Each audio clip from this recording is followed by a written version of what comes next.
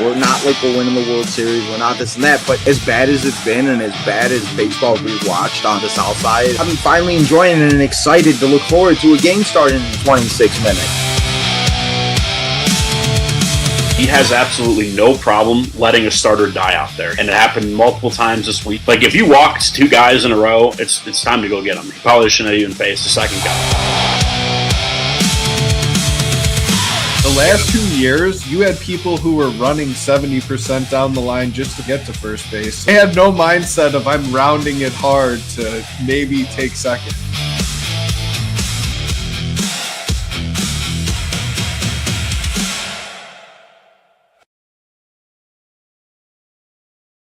Do not adjust your television screens, as we are starting here a little bit earlier today.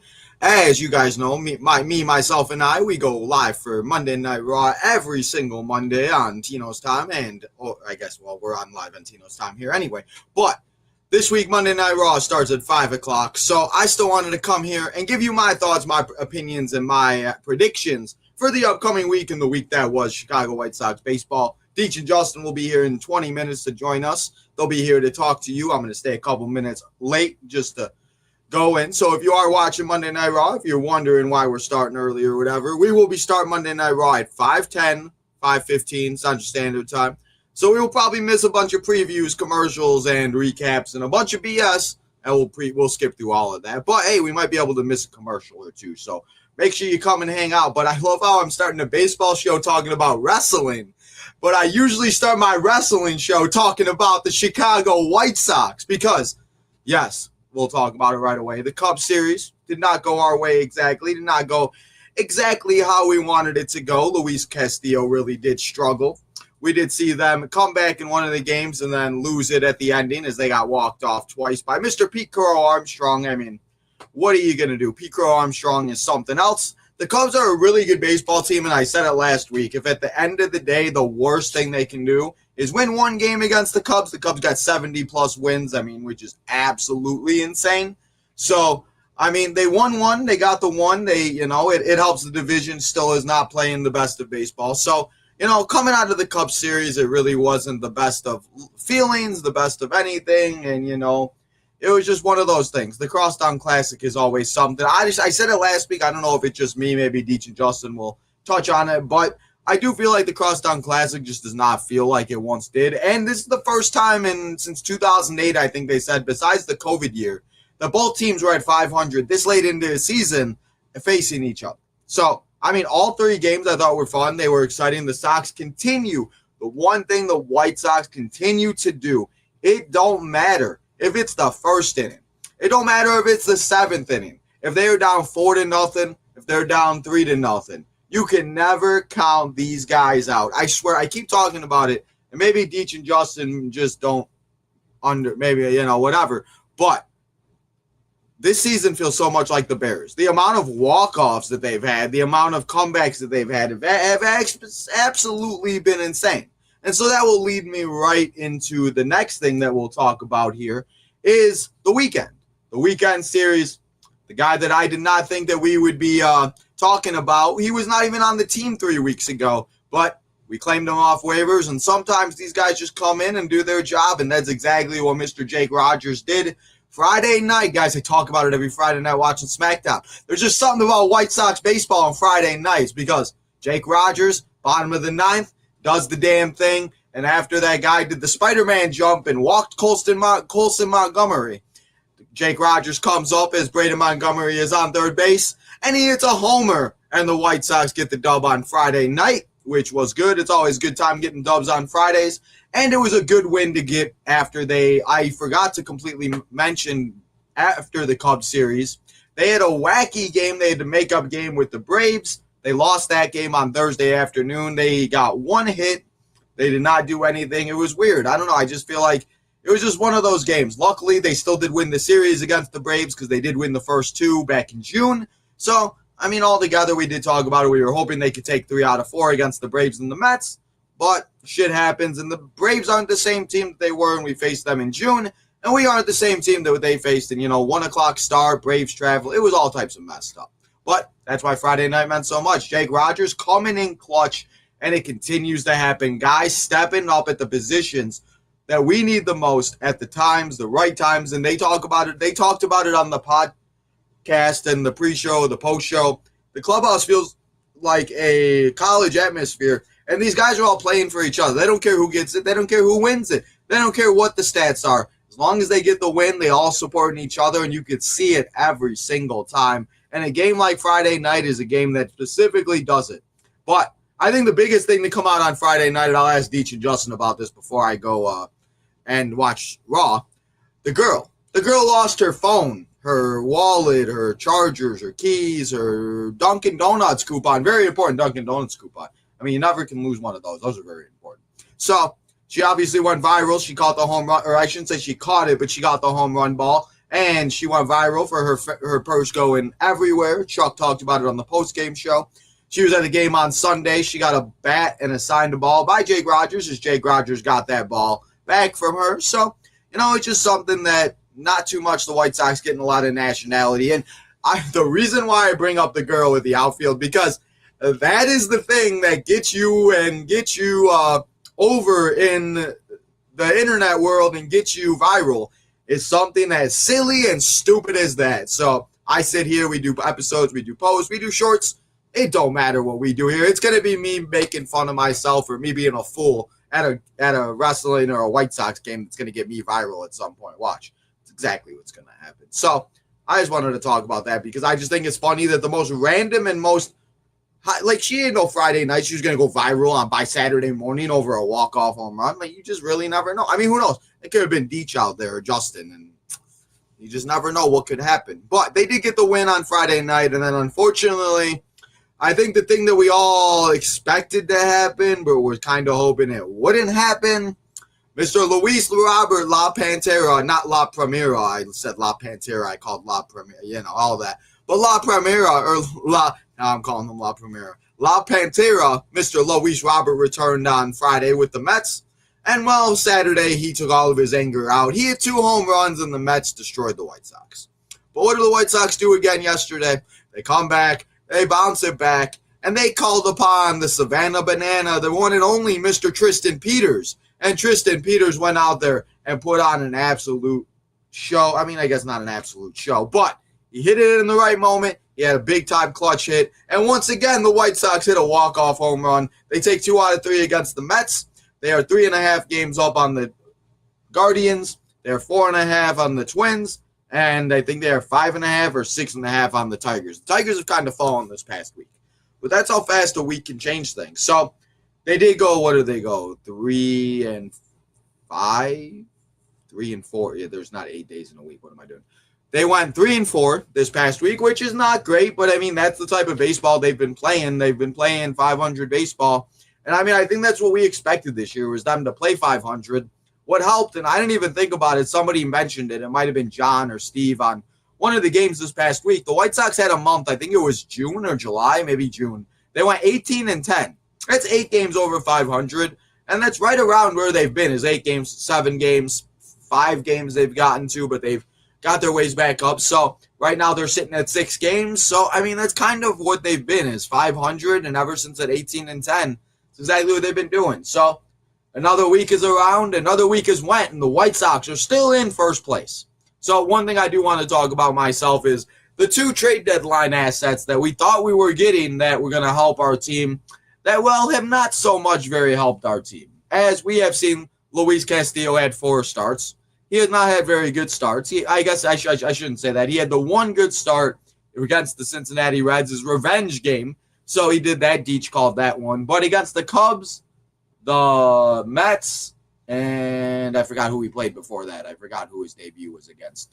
And it just, I don't know what it is. I don't know if he just can't find it. Ozzy was talking about it yesterday about how he's got maybe a little bit too much on his fastball, and I don't know. So we're going to have to figure it out with Luis Castillo. I'm not too worried about him. I guess I should be a little bit. But the man I'm more worried about is Mr. Brazaban. Is this guy from the Mets had a 2.38 ERA, and he comes over to the South Side, and I know the NL is different than the AL, and the AL is not the same hitters, and blah, blah, blah. But you are still you are still a pitcher and a relief pitcher. And my thing is, I feel like we traded Sir Anthony Tony Dominguez for Harrison Brazaban, or however the hell you say his first name. Hey, got nothing against him. He's probably a good guy, great guy, doing his damn thing. And I just, I don't know. But Brazaban, I am worried about. And, I mean, the one thing about Castillo is that I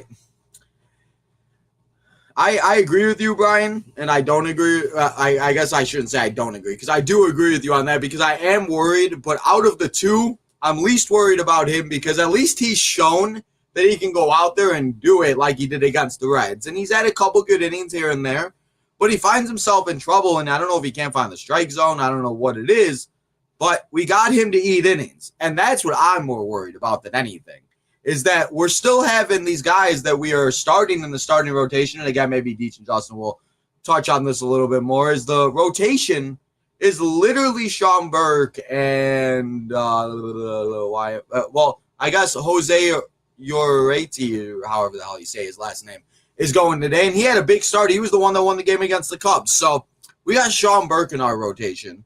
We got Eric Fetty. We got Jose, however the hell you say his last name. And then I feel like we just have a bunch of openers. We have a bunch of shenanigans, and I don't know what the hell we're doing. I mean, luckily last week, and we talked about it a little bit, but Sean Newcomb closed out a game, or he started a game, and he closed out a game in one weekend. When they went and when they had the trade deadline, Justin Deech and I were talking. We were here that episode. I forgot who the guest was. It was the week before Jordan. But I just feel like they should have got more starting pitchers. It's never a bad idea to have more starting pitchers. And, yeah, I mean, Getz went out there and he did what he could and he hoped for the best. But I feel like he should have done a little bit more. I feel like he could have went out there and he could have made a bigger effort to go and get another starter to Reed Detmers, somebody else. And, yeah, I understand you don't want to give up prospects. But at the end of the day, they are just truly prospects. And if with the position we're in right now, we don't know if that's going to happen. We talked about it a lot. Justin brings it up all the time. The MLB lockout is coming out. We could see that next year. We don't know what's going to happen. I mean, look at the teams last year that were in the freaking, I mean, other than the Dodgers, but I mean, look at the Blue Jays. Look at the Mariners. The two teams that were in the freaking ALCS are nowhere sniffing the ALCS right now. I mean, maybe the Blue Jays turning around, they're playing a little bit better, but Seattle's on a downward hill spiral as they just got their ass kicked by the Cubs 17-2 on Sunday Night Baseball. So, I mean, the week was what it was. The White Sox continue to stay on top of the division and let the Tigers, Guardians, and Twins fight for second, third, and fourth. The White Sox could just keep winning series, and if they could just keep doing their thing and they can do all of that, then we could just keep on going. So, this week, today, we have a game at 6:40, and as I said, guys, remember, we are starting the show episode a little earlier. Justin Deech will join us at 5 o'clock, and I will head over, I guess I'll head over to another stream if you're watching on Tino's time, or I'll be heading over to Tino's time if you're watching the South Side Boys. I will be watching Monday Night Raw. So, let's talk about this Rangers series, and we'll just keep talking until Deech or Justin get here. We got Kumar Rocker taking on Jose today. Rocker is a 4-10 with a 4.4 ERA, so hopefully that benefits the White Sox with that one. Tomorrow, we have another 6:40 game. We have Anthony K was the other guy I was missing. Anthony K and Sean Burke are our rotation, and then everybody else is, we don't know what the hell they're doing. So Anthony K tomorrow taking on Jacob deGrom. That will be a good pitching matchup. And then on Wednesday night, we got another Wednesday night game. I don't know why they keep doing these Wednesday night games. I like the Wednesday afternoon games. Sean Burke will take on Mackenzie Gore. I haven't heard Mackenzie Gore's name in a while. And then after 16 days in a row, the White Sox will have a day off, and they will reset. I just said reset 6 times. They will reset, refresh, and recuperate as they will get ready for this weekend. And this weekend, we take on the Twinkies, which is a very big series. The Twins, as I said, are 4.5 games out. If the bullpen continues to be unreliable, we're going to be nailing it at the plate every game. Yeah, and that's the problem, is that we don't have bullpen guys that are reliable that you can have that are like, okay, you go out there, you get 3 outs, nice and easy, like a Mason Miller. We thought we had that with Grant Taylor. Well, Grant Taylor almost blew the game yesterday. And thankfully for the Savannah Banana, because this episode could have been an entire different episode, if Tristan Peters didn't hit that walk-off yesterday. Because Grant Taylor came in the game and just blew it. The bullpen blew one of the Cubs games. The Sox came back multiple times, continued to take the lead. And it did not matter how bad and how much the Sox tried to do that. Bullpen was so taxed that day. And those couple days, there was nobody out there. I thought we were going to have to call the janitor to come out and pitch because, I mean, the amount of pitchers that this bullpen is throwing, and that's why I said earlier about the innings for Castillo, the fact that he's only going 4 or 5 innings, like when he went against the Reds, I'm not asking this guy to go 7, 8 innings every day, but if he can get through 5 or 6, that'd be great. The fact we're taking him out on the top of the 4th with 1 out is not great when he can't even get through 4 innings. And then you got to ask the bullpen to cover, what is that, 12 to 15 outs? It just ain't going to work that way. And it's, yeah, I mean, there you go. Brian, do that for me. Let me know what he says. And let me know if we can add him to the rotation in the next coming weeks. So, we do have the Twins. We do have the Texas Rangers. The Texas Rangers are in the South Side at home. And then we head over to Minnesota. We have been playing better on the road, thankfully, because, you know, we did not play that great. But this weekend against the Twins, and Justin and Deech, I'm sure will again touch on it. But this weekend against the Twins, just like they did with the Tigers, if they could go in there and win 2 out of 3 and even sweep them, they could bury the Tigers. And in reality, the only team the White Sox would then again have to maybe deal with and worry about is the Guardians, because we still got to play the Guardians one more series. But series this weekend is going to be huge. So I do believe that they could take, and I also, fun fact for you guys, the White Sox and Guardians, other than one team, or I should say, the Guardians' only team that they face over 500 the rest of the year is the White Sox. And the only team the White Sox face for the rest of the year that is over 500 is the St. Louis Cardinals. If I'm not mistaken, they're either at 500 or they're a game over 500. Yeah, they're at 500 right now at 66 and 66. So this is going to be a dogfight continuing all the way through. But this week against the Rangers, I think they very well could win 2 out of 3. I think they could take 2 out of 3 at home. Had a little momentum from this past weekend. Let's not give me a heart attack. Maybe have a blowout or 2. That'd be nice. Just take some spanking to Rocker tonight and just put up some numbers, and let's have a good weekend or a good week. And then finally, as I said, they get that off day, and then they go and face the Twins. Now the Twins, we want to sweep them. We need to sweep them. Just bury their asses. But again, if they could take 2 out of 3, they could end the week 4-2, have another, get to 70 wins. The White Sox, guys, a week from today, the Chicago White Sox have 70 wins. And I think in my prediction show, I talked about them having 75, and we still have all of September. So we got one of them there. What's up, Justin? How we doing? What's going on, Tino? How you doing? I'm doing good. I'm just sitting here yapping about everything because I got to go watch Raw in 10 minutes. So yeah, that's decent mention. I just got done talking about what I thought they were going to do against the Rangers and Twins. So I guess I'll start with you. How do you feel about this past week and everything that's happened with Cubs and walk-offs and the Luis Robert game? Is that your phone? Yep. Oh, he's not there. Oh, well, there we go. So we will continue to talk about that as we wait for the other half, Mr. Deechman. So, as I was saying about the Twins, I think, again, as we talked about with the Tigers, they could bury them. They could sweep them this weekend and have a good time. The Twins have been playing better baseball as of late, but I do feel like the division is kind of up and down. They're fighting for second, third, and fourth. One team has a hot week and everything. So, what's up, Justin? Can you hear me? Yes. Sorry about that. No problem. I just wanted to make sure. Well, yeah, so how do you feel about everything that's been going on this past week? And kind of hard to just sum it up here in a minute in one thought. I mean, it was an okay week. They're fine. They lost the series I thought they'd lose. They won the series I thought they would win. The Braves game was going to be what was going to flip between being a winning week and a losing week, and they didn't show up. So yeah, that game I was talking about, that game was a little weird where it was at 1 o'clock and it was just, I don't know. But, I mean, again, what they continue to do is they continue to bounce back. And, I mean, the fact that we're talking about Jake Rogers' home run, I didn't think I'd have that on my bingo card even like a month ago. So, yeah, I mean, I'll take it with whatever second that I can get. But I mean, yeah, I mean, I do have to agree with you. They showed the numbers on Brazoban and Luis Castillo since they got traded to the White Sox. Their ERAs are over 5. That's awful. Like I don't know what it. I don't know. But Get that guy back in here who had nothing but good things. Jordan, you're coming back. I was I right, love it. you were wrong, bud. It was a There you dumb go. one, like I told you I in mean, the studio that day.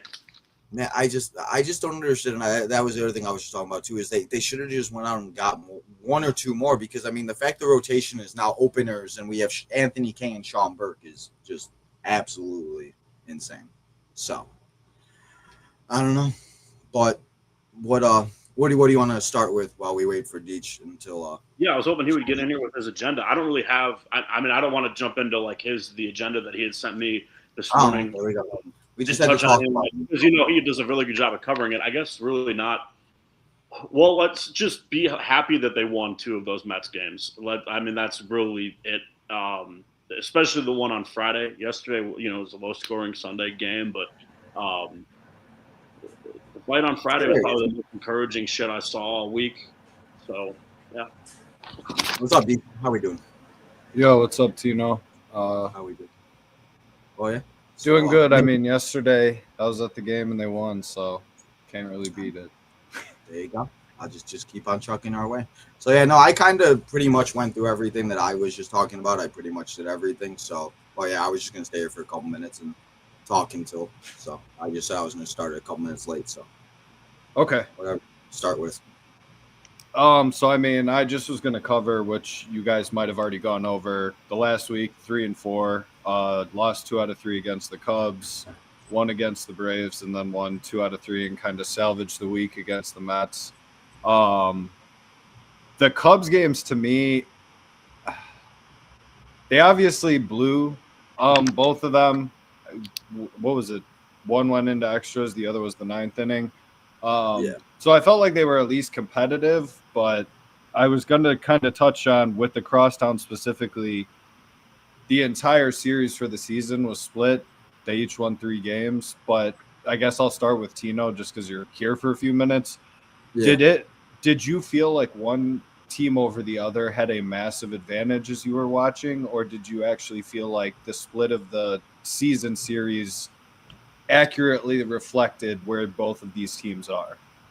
I mean, I think you said it there perfectly. Where I mean, I talked to my friend, and most of my friends, besides you guys and a couple others, are all Cubs fans, and I have never watched this. Yeah, they lost 2 out of 3, but those 3 games were fun. They were in every single one of them. They were down, they came back. I mean, they were, and like I said it when I started. Pico Armstrong is good. I mean, the Cubs are just a good baseball team. They do all the right things, and they should have maybe walked them. But I mean, all together, I thought the fans in Chicago, I mean, you had a lot of "Let's Go White Sox" chants. I mean, there was a lot of people there that were supporting. It was fun that both teams are fighting for the division, and that's again all about it. I mean, it doesn't affect me as much. It still kind of hurts, but I mean, I thought it was all 3 good games, and they could have won 2 out of 3. It just they didn't have the pitching, and I talked about that, how thin they were, and I mean, they should have just got more pitching. So I mean, all together, I thought it was.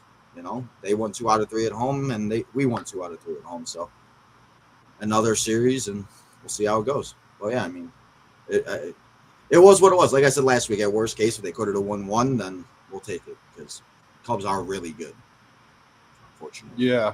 Before I get to you, Justin, from the Discord, Brian says, What's up? What does he say here? Only real runaway games this month were the Red Sox. I'd argue maybe the Reds. It got a little out of hand. That was a pretty lousy series too. But I mean, they keep hanging in there, so I can kind of agree with this sentiment. Even with the Crosstowns, like, they were close, but maybe Justin, I don't know how you felt about them. I'll go into me after you, but both teams are so different than they were in May that it's really, like, when I went to a couple of the games in May at Sox Park, and was during the Friday game, cursing out Jordan Hicks from the upper deck, and now look at the Jordan Hicks that we have now. And there's similar situations on the Cubs end of town. Pete Crow Armstrong was hitting like 224 during the May series. It's really hard to say the season series in totality. The teams are completely different now and post deadline than they were when they played. I think it's great that they split it because it's a great mark of both teams are competitive, playoff hopefuls, yada yada. In terms of last week at Wrigley, I mean the Cubs are the better team than the Sox. Sox. What I'm really impressed with them is that it didn't really look pretty at times during that series for sure, but they fought in every game and scraped across a win in a series where they had come into that like it was very obvious that they burnt the majority of their. They really went in for the Seattle series, I should say, and the pitching staff was burnt out in Wrigley because of it. Like you look at like the first game, they didn't have so many guys weren't available, and so for what they came in with and what was at their disposal, I was fine with 1 out of 3 because they didn't get embarrassed any of the games. They are the worst of the two teams. It is what it is, especially post deadline, because the Cubs actually added quality starting pitching, which was lost on Chris Getz. But it was hard to be too upset. I mean, you hate losing to them. You hate losing on back-to-back walk-offs. But they didn't get embarrassed, despite being really shorthanded coming in. So. And I honestly feel like we've kind of gotten used to being walked off by the Cubs, so I don't think they hurt as much anymore. I mean, that dates back to like Michael Kopech, I believe, blew 2 nights in a row against the Cubs at Wrigley. I feel like Jordan Leisure has been a victim of the Cubs at some point late in the game. And, I mean, they definitely stunk, but I kind of to Justin's point, I was glad they were even in those games because, I mean, we all went into it. How do you feel that confident with 2 TBDs to which you weren't even sure how exactly they would navigate through all of that? But shout out to, what's his name? Jose Urquidy. That was a hell of an outing. And then even Feddy's honestly been pretty good for what they've kind of screwed him around with. You're not in the rotation. Now you are in the rotation to back and forth. Yeah, he was great yesterday. So and a big spot. They couldn't lose that series. You could not lose 2 series in a week and a makeup game in between. That would have been really tough, especially with Cleveland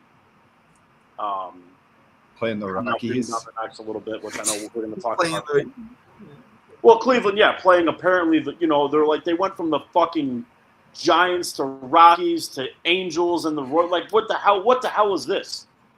Why is it that we get to the August and the September stretch and Cleveland's playing all the worst teams in baseball? And I know we end the season with the Rockies before any smart ass in the chat points that out. I think we did lose the lead in both games too, because I know we had them in one. Was it both? I can't remember. No, we had the first game for sure. Did we lose in the second game? Probably. I don't remember. I think we took the lead, but it kept being like very back and forth. The Sox would like go up a run, and then the Cubs would score 2 runs, and it just was that constant comeback. They're not really what I consider to be blown games. I mean, yes, they had a late lead the first night, and it is what it is. And their inability to, if you want to pick apart anything from that series, it's their inability to score in extra innings. Every other team knows how to push at least 1 run across, which it wouldn't have mattered anyway because I even said to a few of my friends before the 10th that if the Sox didn't get at least 2, I knew PCA was walking it off. So luckily, I turned it off after the top of the 10th because I knew exactly what was going to happen. I don't need to sit around and watch that. I don't need to hear the song.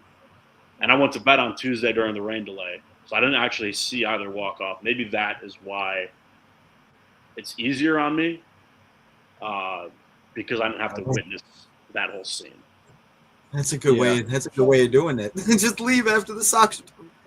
Well, yeah, I mean, when you hang 0, I'm like, okay, well, whoever the hell they're trotting out in the 10th without anybody available is not going to navigate that top of the Cubs lineup for 3 outs without them getting a run in from second base. Yeah, no.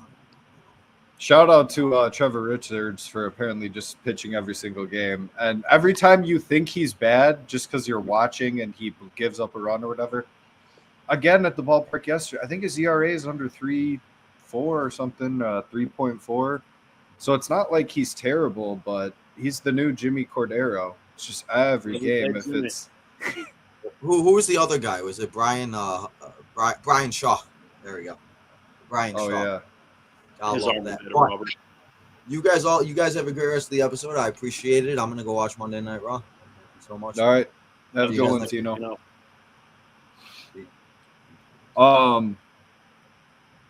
So Justin, after that, I was just gonna go more into just overall thoughts on the last week of White Sox baseball.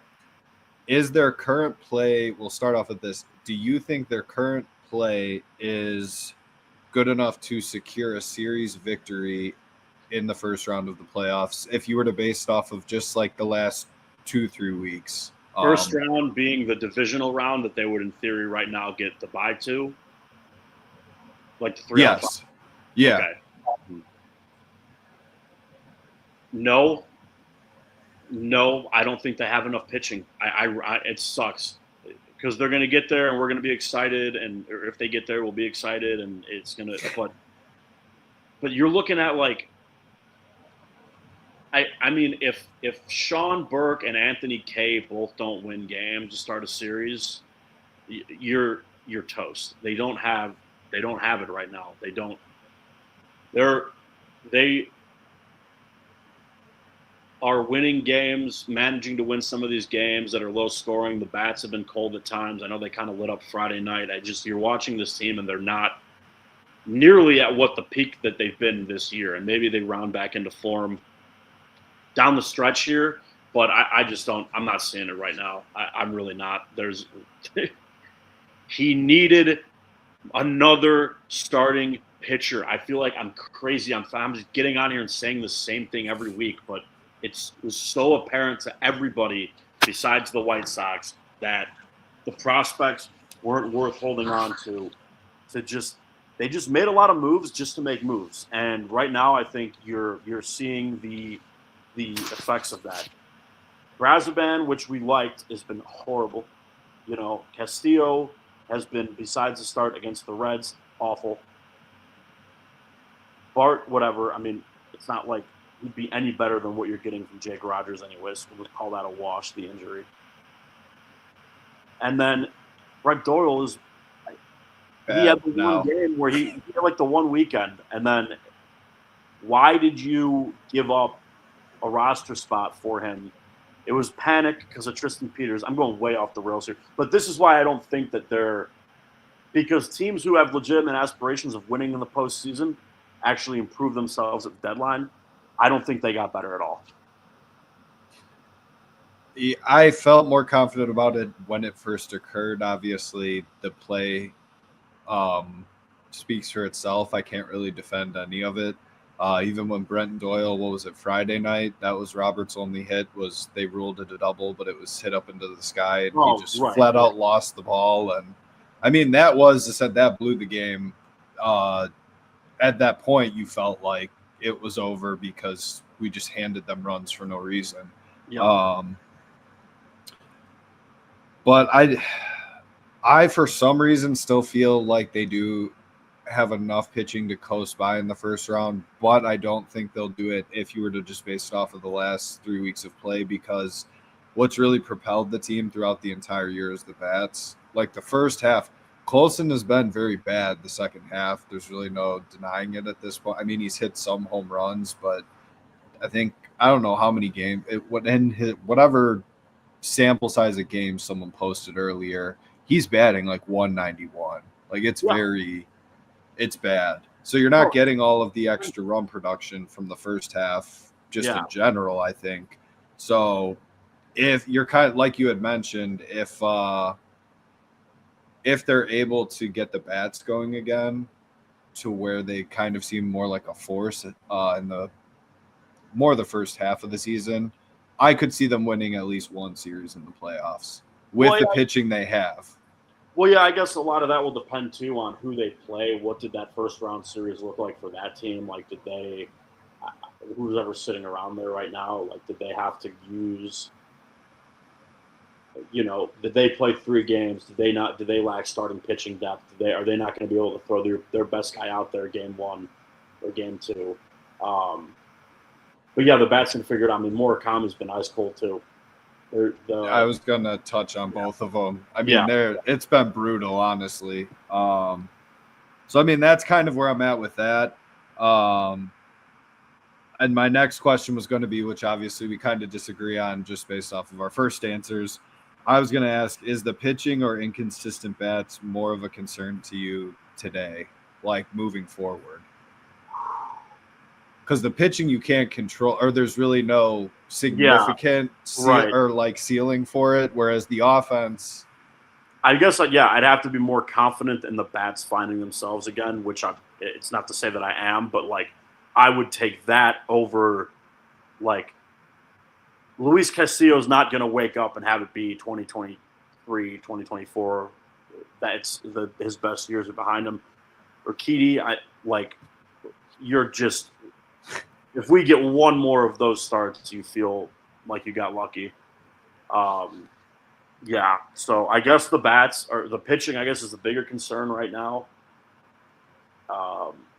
Because I've seen more from the bats. The pitching is like, I don't know what these guys, I don't know what to expect. Yeah. What they can give. Well, and they keep just teasing like they have Drew Thorpe in the minors or like Jonathan Cannon has a good start. And then you get all the people chiming for him to get called up. I do think once rosters expand, but I almost feel like to be playoff eligible, don't you have to play a certain amount of games? I don't know. I don't want to see Jonathan Cannon. No, I'm not saying that. I just I know. Even if it's Thorpe, but yeah, I agree. Cannon. And I'm like, oh my God. So that's kind of where I'm at with that. I mean, the bats being as bad as they have been very concerning to me because the pitching we know is never going to be fully consistent. Even Sean Burke hasn't looked fantastic his last few times out. Right. I get the end of it that like you're counting on the bats to carry the team. Yeah. And in that scenario, in that very real scenario, it requires them to hit. Whereas you think we can skate. The offense is good enough to skate by with rocky pitching. Which I mean, you're correct in the thought process at the very least. I worry when you get in these series and if you get a bad start, then you hit the panic button right away. And if you're in the game, you got to go good relievers, and then those good relievers aren't available the next day, and you're probably going to be in the same spot. I'm all twisted in my own head about it, but they need to be better at a lot of things right now. I think that's kind of the gist of it all. Here. Yeah. They playing a lot. They're playing every day. These are the dog days. Like, they're not the first team to go through this at this time of the year. In fact, everyone's favorite team, the World Series team in 2005, kind of similar. This is probably around that time of year they were playing their least competitive, least inspiring baseball. And if it sounds familiar, Cleveland is right on their ass. But that said, that was a team of veterans. This is not. Yeah. And that team had incredible starting pitching. This team doesn't. Yeah, no, it's definitely. I mean, if they win, I can only be confident in possibly sneaking out of just the ALDS. After that, it's kind of a crapshoot. The other team would really need to play down to their level, you would assume at that point, depending on how it's going. But right. Well, yeah, I mean, that's when you're, because they'll.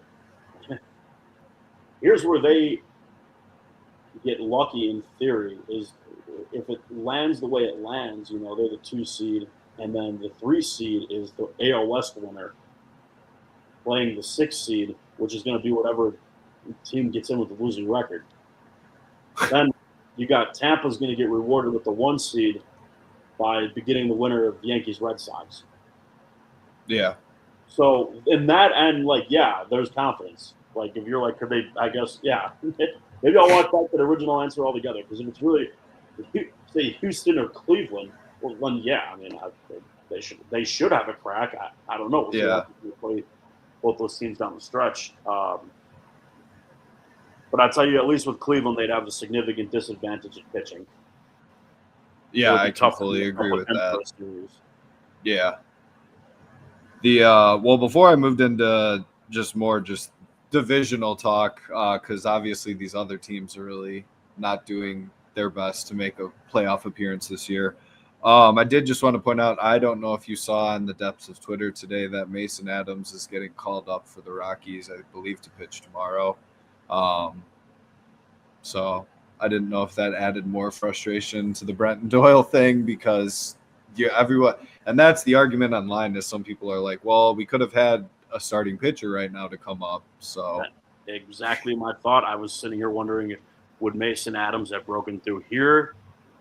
There's probably, because I would think, I don't know what the situation is in Colorado. We probably have more guys who would have probably, if they do ever get called up, would be in front of him in line. But yeah, it's frustration, man. I mean, you got my exact unfiltered reaction when that trade happened, and it was a pointless trade. It was a we need to do something trade. I don't even care about what they gave up, but they didn't do anything to make the team better. Here's a good defensive center fielder who can't hit. Okay, we have a solid defensive center fielder who was just a fucking all-star. How about that? Why do we need Doyle? Pereira played a fine center field too. Like, I'm not going to sit here and harp on guys who aren't here anymore, but like, you just think, like, you look down the line of, like, would you rather have Derek Hill or Everson Pereira or Brenton Doyle? I'm probably taking either one of the first two over him, just from what I've seen. This defensive stalwart, and he had the worst gaff of the entire weekend in center field. So, feels pretty pointless to me. And I didn't see that about Mason Adams. Okay. But we'll see. I'm not saying, again, it's not about the prospects. It's never about the prospects. Yeah. But it's just the fact that he's coming up, you're like, damn it, we need pitching right now. This could have potentially made it a little better. Well, here will be the saving grace, is the Rockies will never have a good starting pitcher, so you're never going to be like Mason Adams is an all-star. Yeah. It's not going to matter. We will never know what he would have been here, but it's not like he's going to go thrive there. No, I 100% agree. So just speaking on the division in and of itself, it's kind of a crapshoot now who's even going to get second place. We beat the Tigers, then the Tigers just continued to implode. They got swept by Kansas City, I believe. They did. Kansas City's playing well. And now I saw somewhere the Tigers are actually closer to being caught by Kansas City than they are to catching us after this past week. So that's definitely interesting, because you kind of felt there was this weird push coming all of a sudden after they unloaded Scooble. Where that weekend, if we did not play as well as we did against them, could have completely swung things open for them. So, but then you have Cleveland, who played the Rockies, so they're kind of on our tail now, and then Minnesota.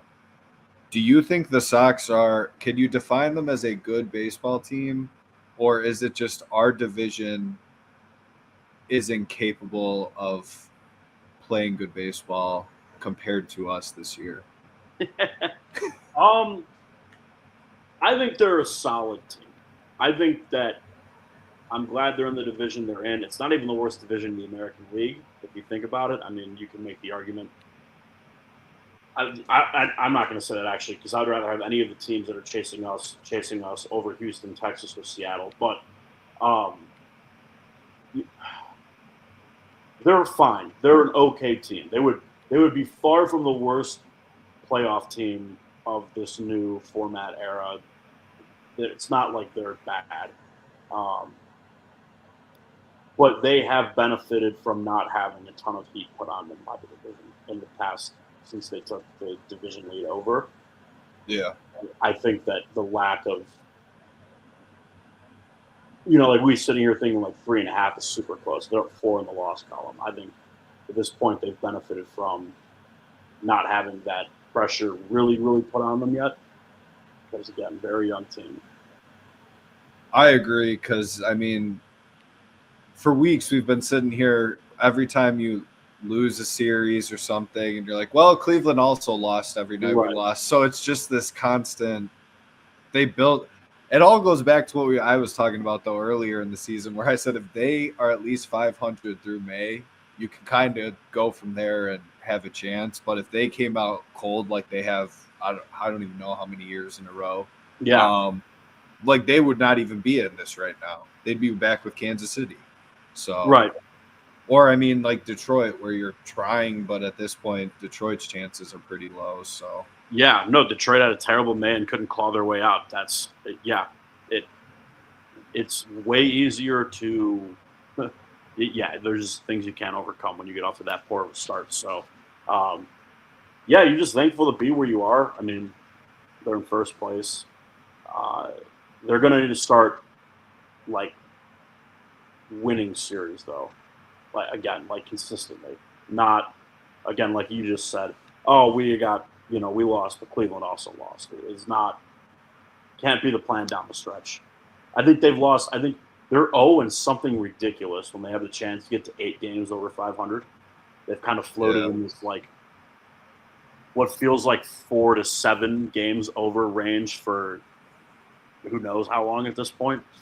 You can correct me if I'm wrong on that, but I still think that 7 is the high watermark, and they've failed to get past that. What are they now? 5 over, 6 over, 5 over. Probably after last week. something like that. I don't know. It keeps bouncing back and forth, so you just sit here Right, every it's hard day. to keep Like track of. It's again, you have a week like last week. they're technically 6 over 500 right now. Okay. They're 68 and 62. So they need to win 2. They need to win the first 2 Texas games, and they get to that high watermark. Then if they do that, they'll fucking lose Wednesday because they are exactly what they are, and that's the totality of their work. yeah. If they finish there, it will be good enough. Yeah. You can't have that's why I said they got to start winning series. You can't backpedal.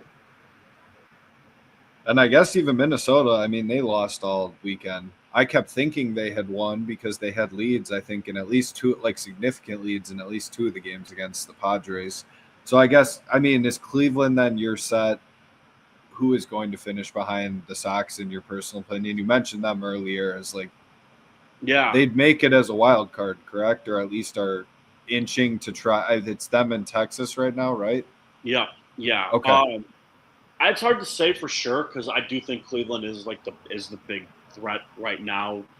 Just the pitching and the fact that they just seem to find a way every year.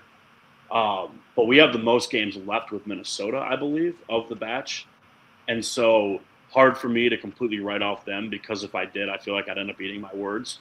Because those head-to-head series can flip everything on a dime. It would just go back to the Sox Tigers and how the Sox kind of buried them when Detroit was just getting hot. And the Sox kind of went limping into that series off a terrible series with the Reds.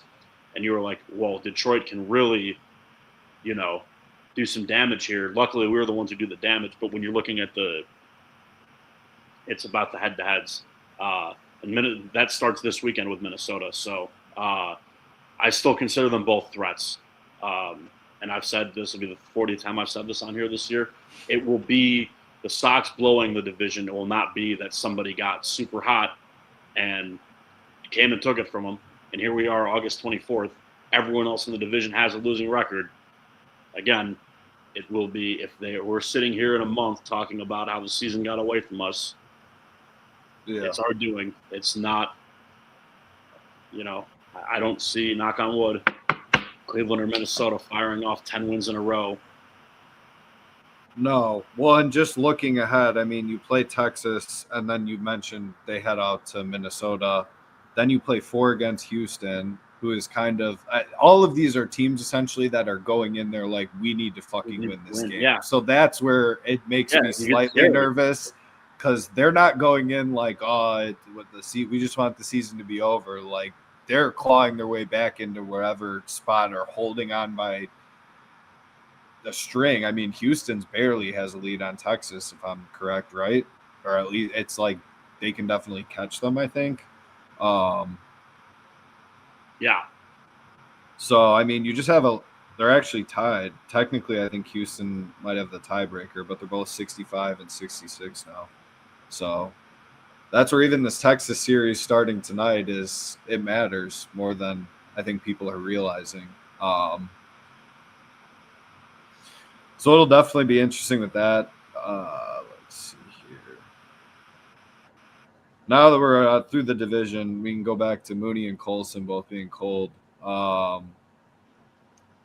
Do you think needs a couple days off for at least Mooney? I think we both kind of agree. Colson, you don't know really when or if he'll turn it on.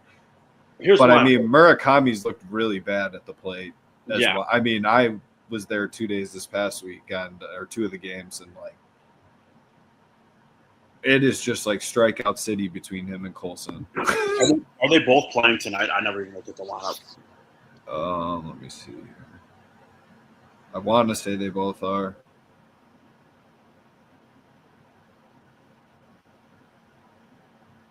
Yeah, Mooney's at first and Colson's at short. Colson's batting. Here's my hope. Find a way to win these first 2 games. Give them both Wednesday off. Okay. And then you get 2 days. You get them 2 days off in a row to get right before going to Minnesota.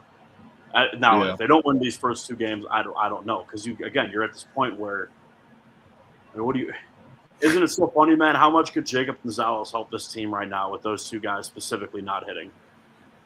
That's been another point of contention on the depths of the internet. Or certain people are very pissed off that they felt he could ease some of the stress right now and it's a lot of it is they're all young. So I mean, a whole season of making adjustments to pitchers that the first time you saw them didn't really know what they're working with, but have progressively learned how to pitch to you. Like Murakami especially, they don't really give him great pitches to hit. Yep. If it's a mistake, you maybe get one of them a game. So he either punishes that one or has a very powerful swing and takes like a pitcher's pitch out. So there was the one game the Cubs didn't even pitch to him at all. Yeah. So the strategies have changed with players. So if you did have a Gonzalez, then you'd be able to really tinker with your lineup more than being like Brett and Doyle is going to start over. It's just made it kind of tough, especially because then they empty the bench throughout the game. So, yeah. And you traded him for it doesn't help that the cloud of nepotism over the team traditionally. People think what they think and have their perceptions of the organization and the way that it's run. And I'm happy they have Tomei's kid. I think it's great, but you are in first place giving up a guy who could help this team right now. With control, too. Not a rental or anything. With control to draft a high schooler.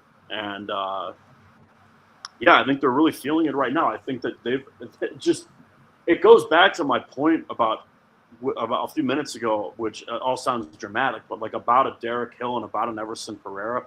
It feels like they've let guys go this year for nothing who could be helping find a spark for them right now. I know everyone's Pereira was hurt all year. Yeah, he was. Derek Hill's had some big hits for the Phillies. Jacob Gonzalez, I haven't seen it in a while, so I'm sure he's fading. I'm sure everyone who's making these arguments has those early homers he hit for Pittsburgh in their brain. But again, like that relief for getting an off day for Colson or Mooney without having to see Luis Angel Acuna, right? Because if Colson gets a breather, he's going to play short. If Mooney gets a breather, Vargas goes to first, Colson goes to third, Acuna plays short.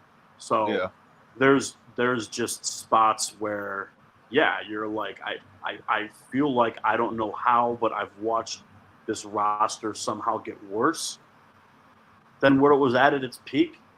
And that is, I think, just terrible mismanagement of a playoff club. And I don't know what to do. That's the point. You give these guys these nights off, but the guys who come in and the backfill ends with Acuna in the lineup. Well, you're not really. Yeah. And you're not in a spot where you can say they could feel confident in Caleb Bonnemer at this point, but not in the position they're currently in. You can't just call him up.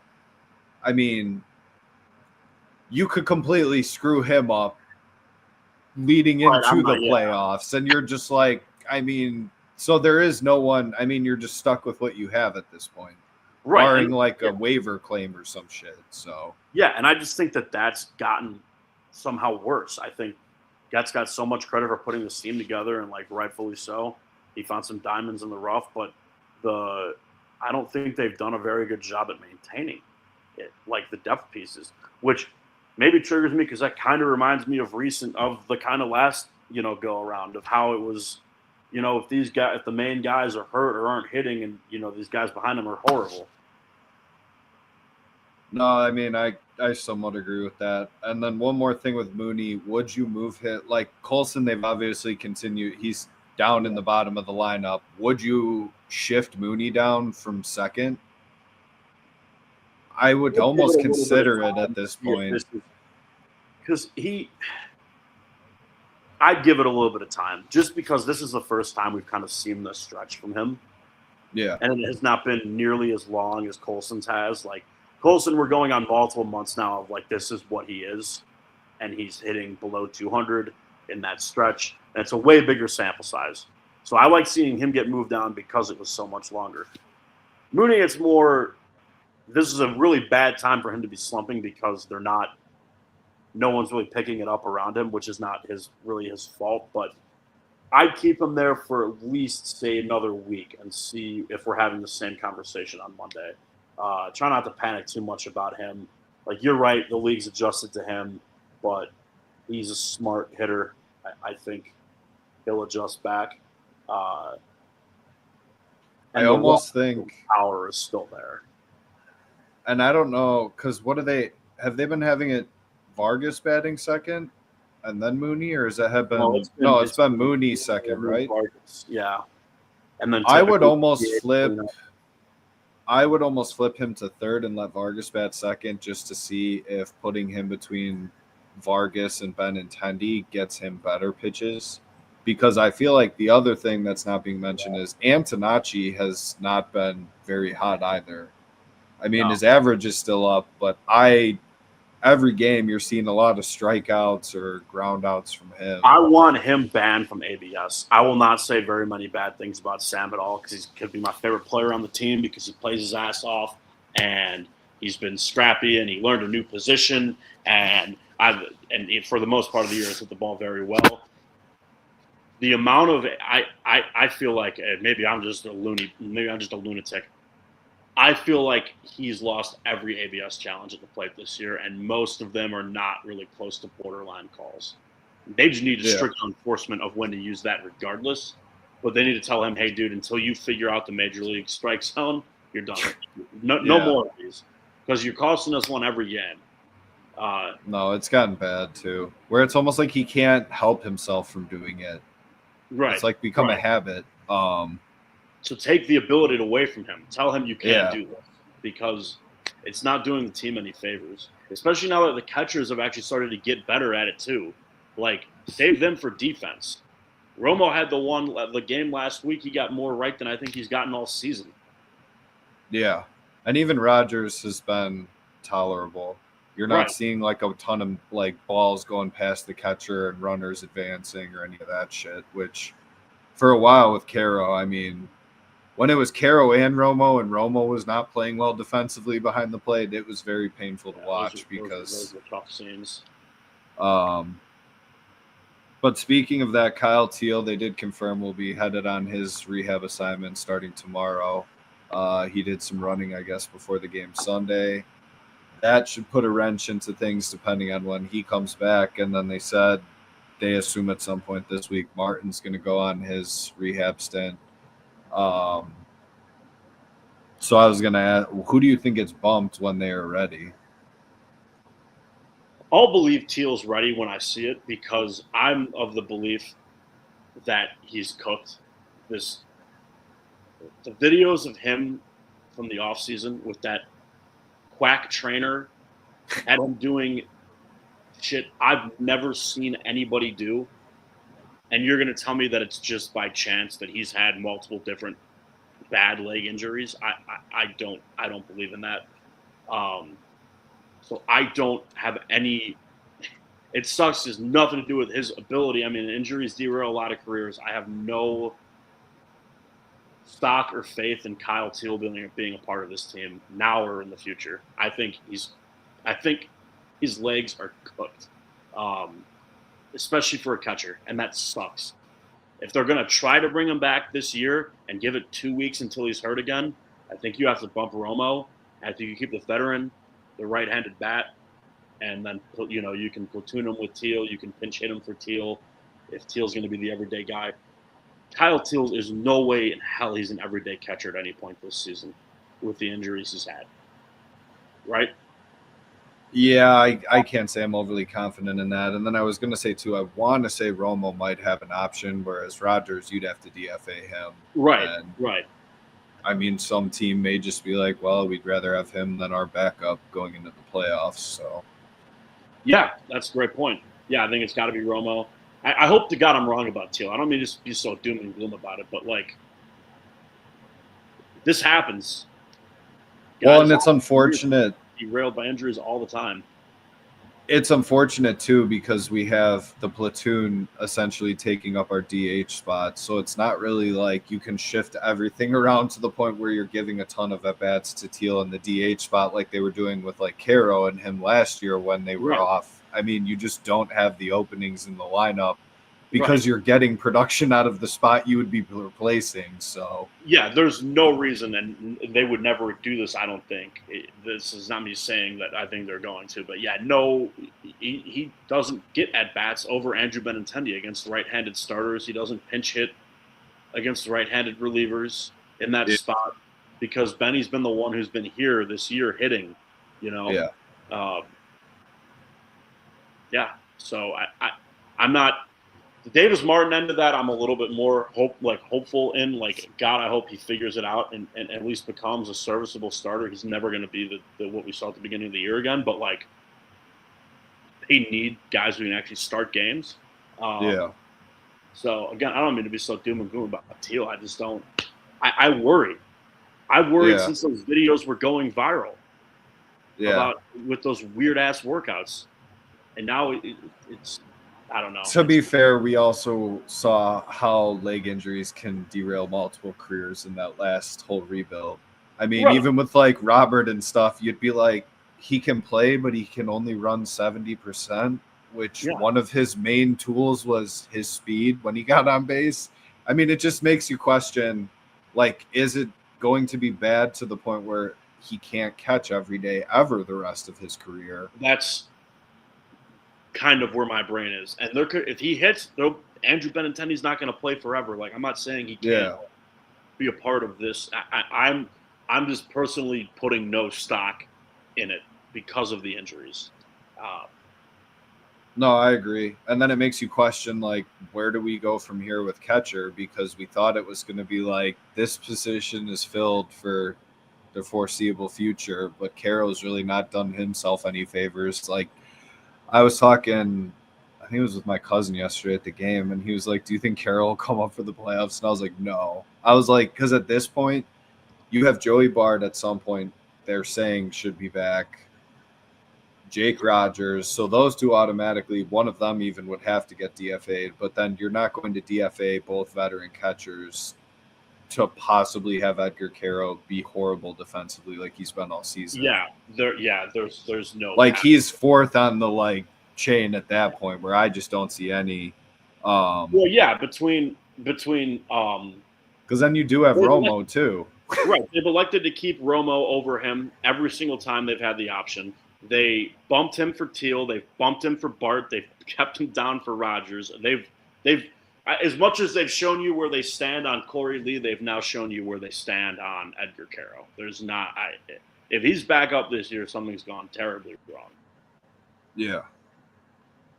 So I did want to shout out Hagen Smith. I know both of us have not had a ton of faith in him as he slowly crawled his way through the system after being drafted out of college, which was concerning in and of itself, but the dude honestly looks phenomenal. Yesterday was the first time I really got to see a lot of him pitching.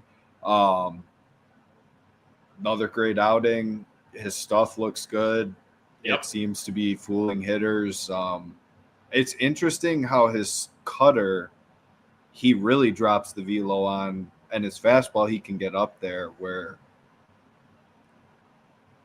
barring them making him a starter, which that would be an interesting path just to go into next year with if that's the case. He's at least minimally going to be a solid reliever, you would think, for the foreseeable future.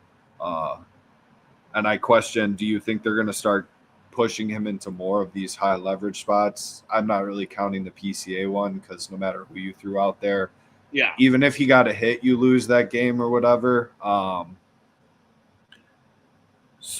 do you think you kind of have him slotted and you're going in when the game's on the line, not necessarily the ninth inning, but where you need to stay in a game or hold wherever spot the other team is at?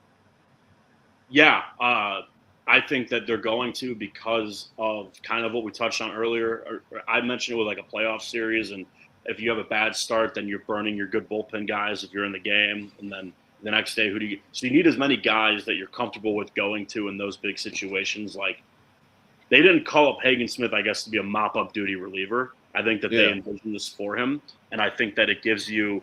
They've kind of had, I know they have Newcomb and Hudson, and they've been solid, but like the power arms in the bullpen are the right-handers, Taylor and Hicks, and if they can kind of mix and match that, they love playing the matchups. I think that's their goal and vision for him is to be someone they call on in a big spot in a big moment, and they're working him up to it.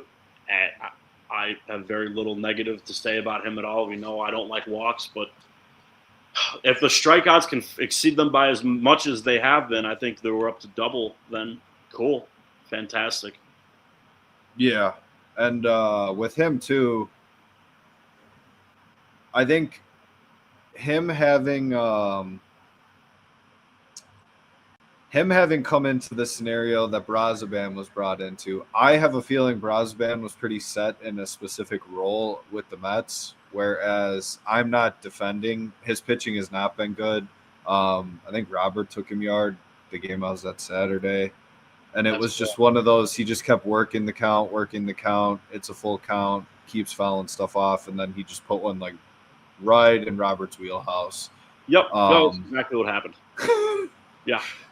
So, I mean, that stuff gets frustrating, but I do question if the Sox taking just a ridiculous path to strategize their pitching situation because of the lack of depth in the rotation right now has made him kind of struggle more than he might have had they just been like, we traded for you to be like a 7th or 8th inning guy. That's the only time you're going to pitch. Now he is kind of getting moved around, and because they're insistent on playing the matchups every single inning, which is wild to me. Because certain times it's like, you almost feel like you're burning through more pitchers just like having to like have your analytical, this is the best route for this matchup or whatever.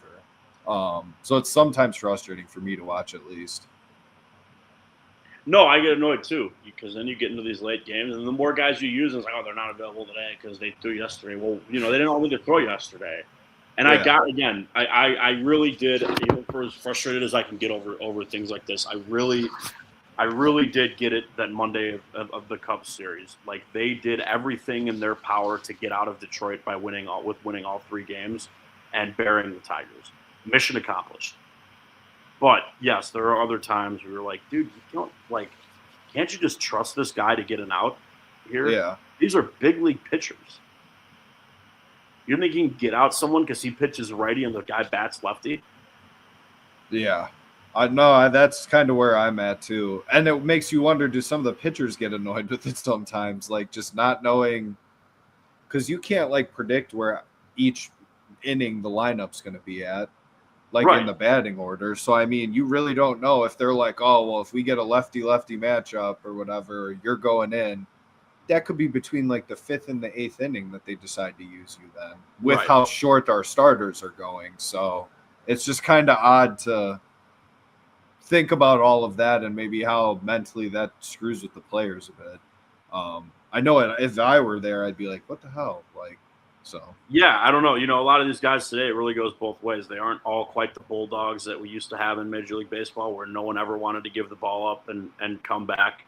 But yeah, to a degree, they're all competitors. They're all professional athletes, and I'm sure there's been times for each of them where they're like, I can get your outs you need here, and you're electing to burn another arm for a platoon advantage of. And again, that's all on Excel sheets and whatever. But so then the only other thing before we just get to the week ahead I wanted to touch on is Luis Roberts' return. Obviously, he was poured on some booze. Some people were cheering him on. Whatever. He did get the 2 home runs on Saturday. If you were cheering on Luis Robert, you're a loser. I'm just going to go right into the camera. You're the problem. I mean, he was the laziest player I've ever had to watch. I don't even care. It's not about he was a bust. He was lazy, and the team, he was supposed to be the leader of the team, and their overall lack of hustle and heart in anything that they did those last few years he was here was a direct reflection of him, who was taking videos of himself eating Domino's in the off season. Congratulations, he had a really good year in 2023. You're the problem if you're booing that loser, if you're cheering that loser, I should say. That's horrible. Sorry for the tangent. That's terrible. No. Not one single person should have cheered him on. No, I definitely gave him some booze, but after he homered, I was like, all right, well, I'm not going to boo him again and have that him I sit respect, there and homer. The Sox had gone through the same thing with Javi Baez for years. I go to the game, Yeah. they're booing him, and he homer. These guys feed off that. That's the only time these guys homer all year. Yeah, it seems to be like a trend, too. With certain players like Sox fans don't like, they start booing, and then within the game, they will homer at least once, sometimes twice, to just be like, yeah, keep fucking doing it. So Yeah. No, it was hilarious. You were at the game, so you weren't watching on TV. But after one of his homers, I think his second one, it was they panned to the dugout, and he's down there grinning ear to ear, talking to Christopher Morel. And we were kind of joking with the people I was watching the game with, like, remember when those were the two faces of the future of Chicago baseball? And now here they are, dwindling away on the last place Mets. I was kind of got a kick out of that. It's honestly true, because Morel barely played all series, and then Robert, that was my next point with him. 0 action in center field, which I get they have the younger outfielders to kind of play around with there. But I honestly didn't think he looked very good defensively in left field either. I may not have watched close enough to dissect that. I think someone pointed this out. Multiple people did, actually. The funny thing is he probably would have caught Tristan Peters' walk-off homer. Yeah, with his height. And he knew that ballpark perfectly, so I mean. Yeah. But no, it was really weird seeing him in left. He doesn't – like, you just see him as a center fielder because he has the athleticism, despite how much I just dogged his work ethic and hustle. Like, he does have the range to cover center field when he's trying. So odd. I mean, they're a last place team doing last place team shit. That's I did think it's funny too. If you look at, I think the only thing Robert had on Tristan Peters stat wise that was better was home runs, and I believe Peters might have tied him yesterday when he hit that walk off. So now there's like nothing. One is making $20 million, the other is making the league minimum, and the other one, all they have is another $20 million option sitting on the table for them next year if the Mets so stupidly choose to do so. Whereas the Sox can retain Peters for, again, close to the league minimum. So I just don't. Comparing him and Peters or him and Acuna? Him and Peters I've seen a lot of. Really? Okay. Because I can see the Acuna end of things because of the trade, but I still think they got him out of there. It doesn't, and again, then there's I guess then though, if you make the Acuna argument, you're like, well, Acuna is not center fielder, so I would rather have Tristan Peters than Luis Robert. I don't think that'd be that out of a take. I mean, throw the numbers out, just just in terms of who do you want on your baseball team? Did you not? And people are cheering him like, God, did you not pay? Were you just lost the last few years? I know a lot of people, myself included, really tuned out to a degree in 2024. But like, I mean, realize this: that's the culture he created. Those were his teams, in particular the ones after Tim Anderson. Yeah. It was him. And that's the thing. There weren't even when they had those other guys. Like Anderson did bring a spark to that team. I mean, obviously 100%. he was going through it towards the end, but like Robert always was the same player and like did not have a lot of emotion. Then he started to come out of his shell, and then it just like completely shut down once they got rid of his buddies from the team. It felt like, honestly. And he took a shot at the fans at the beginning of the season. Yeah. I can't believe people cheered him. I was not watching with volume on either Friday or Saturday, so I was curious. I kind of figured he was getting booed Saturday because of his reaction running around the bases. Kind of had like that I just shut them up look to them. Yeah. Which again, I'm not dogging him for that. Good for him. But I'm dogging White Sox fans who cheered him. That's who I'm really upset with right now. I'm glad to hear that you at least booed. But I also would have stopped after the first homer. Yeah. Right? No, especially because then the Brosman one, people are doing it the whole at bat. It was like a 9 or 10 pitch at bat, and he finally homered. And it's just like, all right, you were just egging him on at this point. Once he started fouling him off and it was a full count, it's like, just stop, because his advantage over the pitcher has like skyrocketed throughout this at bat. Well, there's no reason to give motivation to a guy who lacks any sort of motivation otherwise. Like, let him go up there and have his Luis Robert at bat where he just swings at 3 terrible pitches and walks back to the dugout. Yeah. You give him no reaction, that's what you get. No, I 100% agree. So now the week ahead, obviously they start the series with the Rangers at home. So tonight's Urquidy versus Kumar Rocker. And then tomorrow's K versus DeGrom. And then Wednesday will be Burke versus Gore. This series, what are you feeling?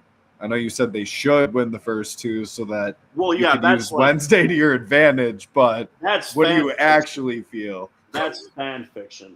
I mean, it'd be hard. We were talking about this earlier. So Kumar Rocker had like the best start of the year for him against the White Sox last time. They need to rock him. They needed to get him back tonight. So, but Texas is no strangers to Urquidy because of the amount of time he spent in Houston. So maybe some runs tonight. I think maybe they win a high-scoring game tonight. I don't think they're going to beat DeGrom twice in a year. So I think they'll lose a lower-scoring game tomorrow. I'll trust in K, and then get him back Wednesday. I don't think Mackenzie Gore's been that good. No, he might have had like a good start every once in a while. Okay. But he's not been, I mean, what they gave up for him, though. Yeah. So I'll say 2 out of 3. I hope that they win the first 2 because I would like to see you can work in some double rest days Wednesday, which I would not advise them to do if they don't win the first 2. So I'll say 2 out of 3 against Texas. Okay. I mean, I was leaning 2 out of 3. I don't know in what order it would be. I would hope tomorrow they win because I will be at the game. So well, there you go. I don't want to see a loss there, but K, they just don't seem to give enough run support recently is really what I feel like. I mean, the dude's been a dog. You can't really ask for anything more from him. Even that Thursday start against the Braves, he didn't have his best stuff, but he just finds a way to battle. The playoff rotation right now would be him, Burke, and a prayer. 2 prayers. Yeah. So, I'll say 2 out of 3 with that as well. And then Thursday, as we've talked about, they do get their much-needed day of rest after, I think it was like, 16 or 17 straight games that they played because they added that. Yeah. Which is crazy because that does not feel like it's been 2 weeks. Yeah. I think, honestly, because they played well in Detroit, it made it coast a lot faster. But then it was that, like, up and down of, like, damn it, now we play the Cubs or whatever. So, Then after that, we're off to Minnesota for 3 games. I didn't even bother to look at the pitching matchups because the TBDs and whatever are probably flowing through that. Probably on both ends, honestly. I think there's some injuries on. I think Joe Ryan's still out for the Twins. So they've been coasting without him in their rotation, which is interesting. But that one, I'd like to say, or I will say, I think they're going to win 2 out of 3 and take the pressure off themselves to have to worry about trying to beat them at home, only because they play the Twins again at home right after they go to Houston. So it's that quick turnaround of you're kind of playing them twice in somewhat of the same week where they're going to catch up to a starter they may not have the first 3 games. Kind of isn't that how it went earlier, honestly? They played, I think, in Minnesota, then came back home and played them like it was a quick. Yeah. Was that? Well, they did that with Anaheim. Okay. Maybe it might have been them. They did it with Minnesota, too. I'm not definitively saying they didn't. I remember for sure the Anaheim, though. Yeah. Watch me be wrong about that, but. No, it was. I know for sure the Anaheim one. I can't even remember that. I felt like Minnesota, but I could be wrong as well. No, I think it was because I think it was Joe Ryan. I think Joe Ryan and Martin. You're exactly right. Because that was I think the one won in the one game and the other one won. I think it was them. Ryan beat them the second time when they were at home. It was David Sandelin. Yeah, and he had to face them twice, right? Like that's what it was. Yeah. Again, is that what happened? I know for sure that his first start, the good one, was against Minnesota. Yeah, that is totally what happened then. Because then, yeah, he did not do so well the second time. But yeah, I'll say 2 out of 3 for that. What are you thinking? Yeah, I'll say 2 out of 3 too. I like what you said. Like, take the pressure off themselves. Like, they've for the most part, again, they've had their problems, but for the most part, risen to the occasion this year. And I think we're just going to have to keep counting on them to do that until they don't. And I think Minnesota's the only one. Minnesota's the only one they haven't solidified the tiebreaker with, correct? Yeah, because I only played them the 2 times. I think that the season series is split, right? Okay. So that should be interesting. Let me see here. Does it concern you that we're playing so many teams that are just lined up to be a need-to-win series almost at this point? I think that's really what's making me nervous, especially with the pitching and bats kind of being up in the air at this point. And they did get, I think it was Saturday? Was it Saturday Antonacci and Braden didn't play? Or was that Friday? One of the days, I think they sat both of them. Yeah. Which I thought was good because they both looked. It wasn't Saturday. Okay. It might have been Friday then. Yeah. So, but I just don't know. When you're playing teams that need to win, you can't really. That's where, like you said, if they don't win the first 2 against Texas, you can't sit there on Wednesday and just start resting guys and punt a game, essentially. So, but other than that, that's really all I got. Unless you have anything else you wanted to mention, or no, I'm all good. I think that it's a really big week coming up, which we'll probably say every single time from here on out. Which thank God we're here because we put up a lot of shit to get here. Yeah, I'm all good if you're good. I think just win tonight. Just start the week off on the right note. We're losing on these Monday games, I feel like, and yeah, just win tonight. That's all I really got until next week. Southside boys are signing out. I do not have it in me to even attempt to do what Tino does with the go follow, subscribe, and all that. So that's all you're getting, people. We will see you next week. Adios.